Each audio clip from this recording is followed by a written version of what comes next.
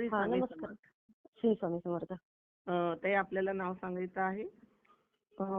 नाही तुम्हाला. ताई आपण कुठे राहता? मी तळेगाव मध्ये राहते. बरं. ताई आपल्याला कोणत्या दादांनी सेवा दिली आणि काय अनुभव आला हा आपण अजित दादांनी मला सेवा दिली होती हनुमान भाऊ स्तोत्राची. ते त्याचा फोटो समोर ठेवून, हनुमानजींचा फोटो समोर ठेवून उदबत्ती लावायची आणि पाणी ठेवायचं आणि हनुमान भाऊ स्तोत्र वाचायचं, असं सेवा दिली होती. कोणासाठी सेवा घेतला ही? मुलीसाठी दिली होती. हा ठीक आहे, सांगा. मुलीला काय त्रास होत होता आणि कसं काय? तिला ना असं पोट दुखायचं आणि पोटामध्ये ना असे अन्नाचे खडे व्हायचे, अन्नपचन नव्हतं होत नाही का. मग हा तर मग सोनोग्राफी काढल्यावर ते खडे वगैरे असे दिसले त्याच्यामध्ये.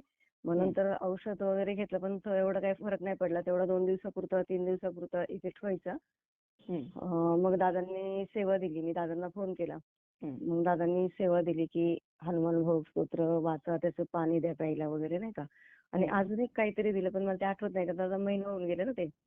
आणि तसं तारक मंत्र वगैरे मी म्हणायचे मधून अधून, पण जास्त करून हनुमान भाऊ स्तोत्र ते मी 25 दिवस चालू ठेवलं. म्हणजे तिला देताना पाणी मी 11 दिवस दिलं का, तर चुकून काही खाण्यात नॉनव्हेज वगैरे नाही यावं म्हणून ते असे 11 दिवस व्यवस्थित पाळले. आणि मी करताना मग 24-25 दिवस केले. किती दिवसाची सेवा दिली होती? मला दादा बोलले की 11. मी विचारलं दादांना की 21 दिवस नाही झालं, समजा मी 21 दिवस करते म्हटलं, पण पाणी ती जर बाहेरचं कुठलं काही खाण्यात आलं तर पाणी मग 11 दिवस चालेल का व्यवस्थित पाळलं तर? दादा हो बोलले, म्हणजे नाही का 21 दिवस कराच म्हटले ते, पण 11 दिवस व्यवस्थित फरक पडला. मग मी 25 दिवस केली सेवा ती. छान छान. म्हणजे 11व्या दिवशी फरक पडला ते तुम्हाला? हो नाही, मला 4-5 दिवसातच लगेच पडला. म्हणजे चौथ्या पाचव्या दिवशीच. हो, चौथ्या पाचव्या दिवशीच म्हणजे जवळजवळ 99% आता तिला फरक आहे. हा, 99%. काही त्रास नाही? आता पहिल्यासारखं म्हणजे जे त्रास होत होता ना तो अजिबात नाही. क्वचित थोडासा होतो, पण जे होतं ना असं पूर्ण 100% तर आता 99% तिला फरक पडलेला आहे. छान ताई, खूप छान ताई. एवढा अन्नाचे खडे होत असताना सुद्धा तुम्हाला इतका फरक पडला. हा, आणि मी लगेचच सेवा केली. मला चौथ्या ते 5व्या दिवशी लगेच अनुभव आला. म्हणजे नाही का असं पण नाही की मला 11 दिवस तर पूर्ण लागलेच नाही व्हायला. चौथ्या 5व्या दिवसापासूनच तिचं व्यवस्थित फरक जाणवला. 11व्या दिवसापर्यंत तर एकदमच व्यवस्थित झाली. आणि आता पण तिला व्यवस्थित फरक पडला. आता फक्त थोडासा मधून अजून होतो बाहेरचं काही खाल्ल्यावरती वगैरे नाही का. मग ताई त्यावेळेला डॉक्टरांची औषधं घेत होती?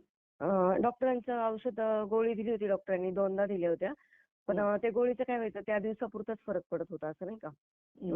दुसऱ्या 2-3 दिवसांनी मुलगी औषध घेत होती? नाही, कारण जेव्हा त्रास व्हायचा ना तेव्हा एक गोळी दिली जायची तिला.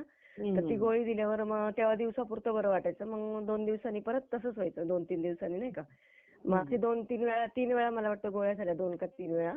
हा, तेवढंच झालं. नाहीतर मग असं औषध असं नव्हतं त्याच्यावरती की चालू जे असतं ना कोर्स वगैरे, तसं काहीच नव्हतं. का तर मी घरी आले सोनोग्राफी काढल्यानंतर आणि लगेच पहिल्या दादांनाच फोन केला. मला इतर महिला सेवेकरांना काय सांगायचं की दादांचा अनुभव खूप छान येतो आणि मनापासून केलं, विश्वास ठेवला, स्वामींवरती पण विश्वास ठेवला तर सगळं व्यवस्थित होतं. मनापासून सेवा केली पाहिजे. जे काही कराल ते मनापासून अगदी भक्तीने केलं तर खरोखर अनुभव येतो खूप. बरोबर बरोबर.